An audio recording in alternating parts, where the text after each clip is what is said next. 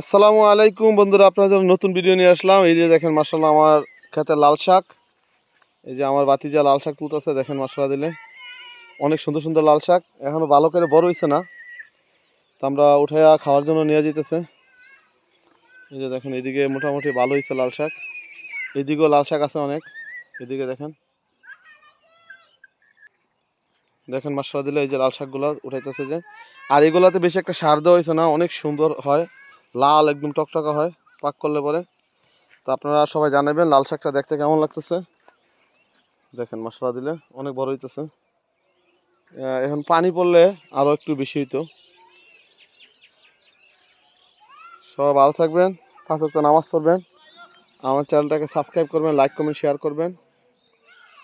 এই যে দেখেন একটু পাতলা করে নিতেছে, আবার পরে এটি বড় হইব। আল্লাহ হাফিজ।